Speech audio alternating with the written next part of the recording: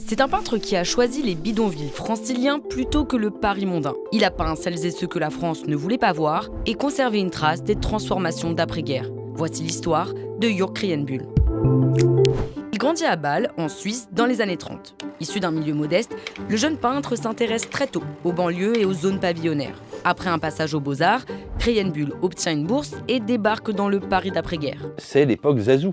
C'est des jeunes insouciants qui font la fête tout le temps et qui font du tachisme, de l'abstraction gestuelle, sans aucun souci du réel. Et lui, par rapport à ses préoccupations, par rapport au style de peinture très réaliste qu'il aime, ne se reconnaît pas du tout dans cette jeunesse dorée un peu insouciante. Il prend son vélo et arpente les environs de Paris. Il y découvre des bidonvilles sortis de terre et habités principalement par des travailleurs immigrés. Ce qui est nouveau avec Krijenbühl, c'est qu'il s'installe lui-même, il installe son atelier, son logement dans un de ces bidonvilles.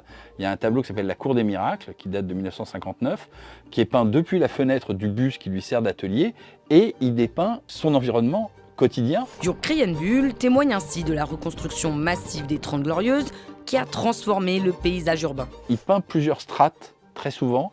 Vous avez un premier plan, qui peut être par exemple une décharge ou des ordures.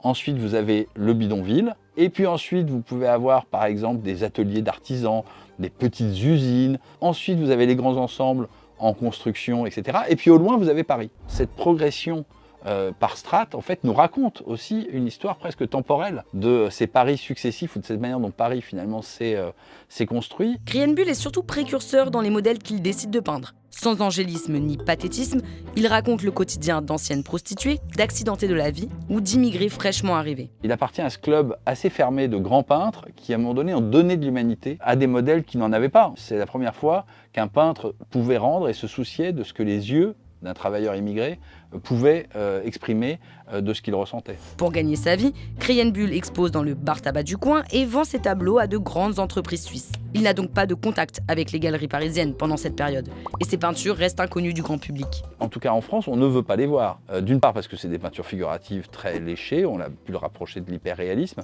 mais d'autre part par la réalité que ça montre, sociale notamment, qu'on ne veut pas voir. Ces bidonvilles ne sont pas évidemment un sujet de choix pour le monde de l'art français. Jörg Krijenbühl cessera de peindre les bidonvilles au moment de leur démantèlement, mais continuera jusqu'à sa mort à témoigner des bouleversements du monde contemporain.